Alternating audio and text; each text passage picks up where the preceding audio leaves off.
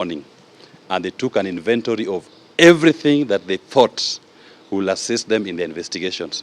What they took were 3 flags, iPhones, iPads, a receipt for Total Energies. That is all that the state at that time deemed to be criminal evidence, to be used in a criminal court. Subsequent to that, at around 6 a.m. in the morning, a new team of over 100 officers, all of them armed with AK-47 assault rifles, all of them, their faces covered, conducted a further raid in this residence. And they assaulted members of this family. They equally stole, in fact I call it, that was a robbery in this home in the morning. They stole from everybody who was in the home. I'm the lawyer, my car was here. They stole my wallet with all its contents, including my business cards, my credit cards, my debit cards, my money that was in that wallet. They stole from the servants. They stole from Jimi Wanjigi's own mother, from her wallet. They took her money. They stole from Jimi Wanjigi's wife. They stole from Jimi Wanjigi's children. Watches, jewelry, money. Anything that was deemed to be valuable was stolen from this house. Then at some point in the morning, they declared that they purported to have recovered 300 grenades, vests, helmets, and walkie-talkies. Nobody saw them when they got those items, but what we know from the evidence we have, from the CCTV that we have, they actually planted those items in this home. When the comprehensive inventory was done the previous night, it had shown what was discovered. But this team that came and stole from the residents of this home are the ones who planted those new items. That is what they went to town with. And I must say this, we've also equally gone to the High Court of Kenya, and the court has issued a comprehensive order. That order is to the effect that they are restrained, the DPP, the Inspector General of Police, and the Director of Criminal Investigations are restrained by law from arresting, detaining Mr. Jimi Wanjigi whatsoever. And for good measure, even if he was detained, he was under arrest, the court has directed that he should be released forthwith. That order is available, and we expect the state, we do believe there are still elements with the state who believe in the rule of law, to obey that order. And they should stop interfering with the personal liberty and the free movement of Mr. Jimi Wanjigi. And we are inviting our clients to exercise those rights that he has to liberty and to freedom of movement, and to act in compliance with that court order. The state cannot arrest him up to this particular point. And even if they arrested him, they are now been directed to release Mr. Jimi Wanjigi forthwith. Thank you very much. Okay, probably one question. You've talked about an inventory of what was taken from these residents. Yes. Can you account in terms of money? And secondly, are you pursuing charges against the state? We are going to pursue charges against the state because the people who stole from these residents in the morning were officers of the state. And they refused to inventorize, to write down the monies they were taking. I'm telling you, they were stealing from servants who are working in this home. These are people who are trying to eke a living. The little that they have in their wallets was being taken out, and the officers were going with. Even their watches were being taken. Anything that was deemed to be of value was taken out of everybody, from the man at the gate to the old lady, Mrs. Maina Wanjigi herself, who has been staying here, was robbed of her money and her watch. Maina Wanjigi Jr. was robbed. They took away his watches and his jewelry. Mrs. Irene Wanjigi, they took away also her watches. Myself, Willis Otieno, advocate of the High Court of Kenya, they illegally broke into my car and stole my wallet that had my credit cards, my debit cards, and a wad of cash, which they know amount. The interesting thing about my vehicle is that last night when we did the inventory, pictures were taken of my vehicle everywhere, and they saw the money that was there. They then decide to come back and steal from my car, an officer of the court. If they steal from an officer of the court who is only doing his duty, who else can they steal from? How will they respect the court processes? We are now calling upon those who are still within the establishment that believe in the rule of law. You now must obey the court order. Do not arrest Mr. Wanjigi, and if you've arrested him, kindly release him to enjoy his freedom of liberty and movement. Yes. Yes, say something. Thank you, members of the press. I sympathize with Willis very well. Okay. I think I'm visible. Very well. My name is Wanjigi. I'm part of the legal team for Honorable Jimi Wanjigi, and I act alongside Mr. Osiemo and my senior, Mr. Willis. I'll just be very brief and say that a man or a woman's house is his castle.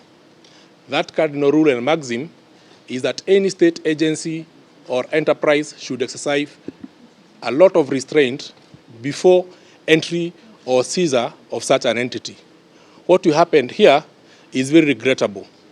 The events that transpired on the morning of the 8th, culminating in the morning of the 9th today, are highly regrettable on 4 grounds.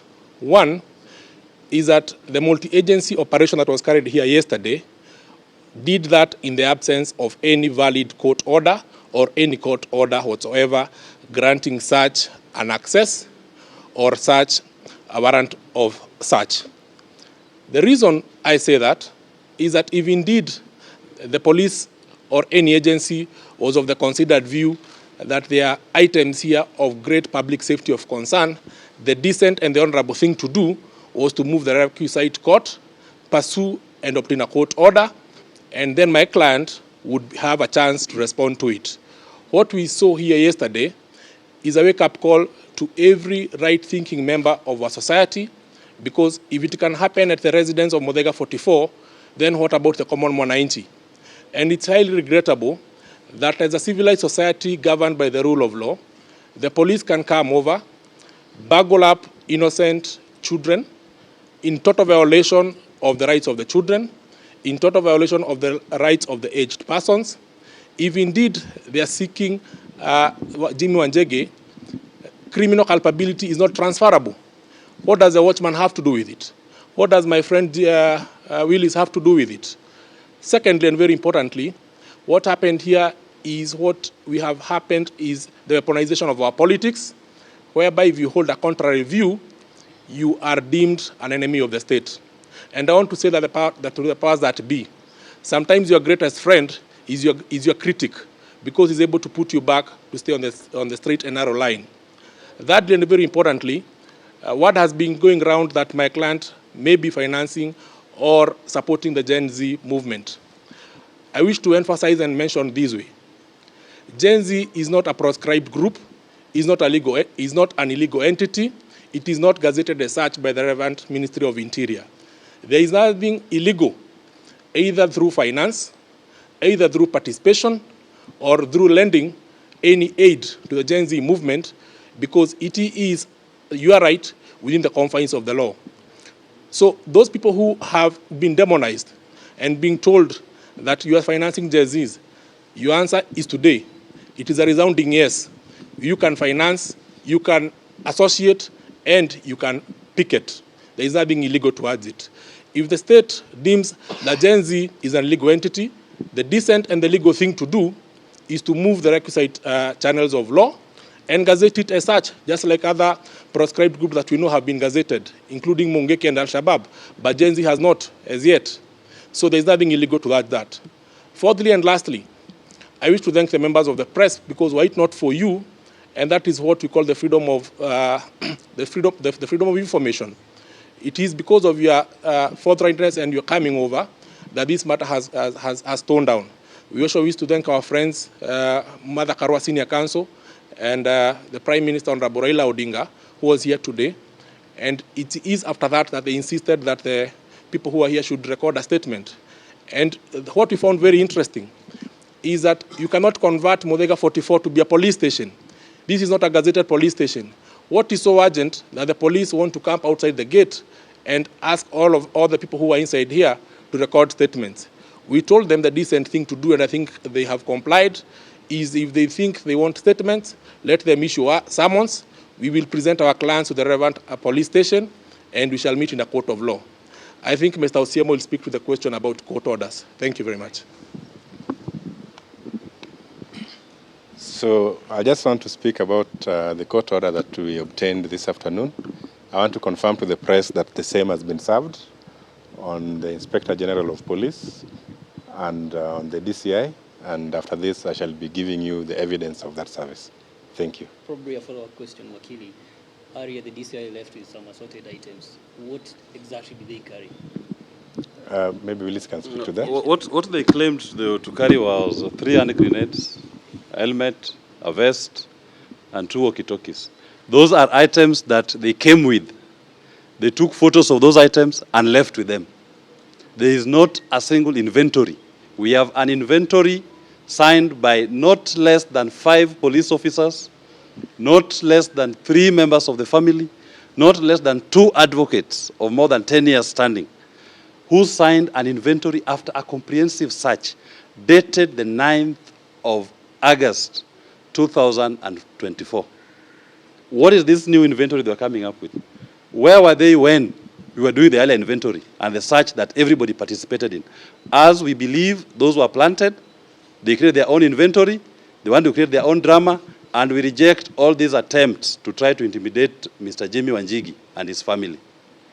And when are you reviewing charges against the state? We are going to be, we filed a constitutional petition against the state, and we are filing another one on the question of the property that they destroyed in this home, the property that was stolen by some agents of the state from this home, and for the acts of assault, the torture that they subjected members of this household to when that second team appeared here at 6 a.m. in the morning. Any other question? Thank you. I normally save the best for the last. Maybe we can get more clarifications. If there are more questions beyond what I have, we can get one of our colleagues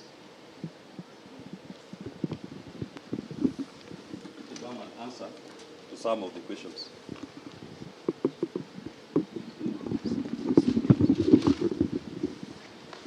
Habari zenu?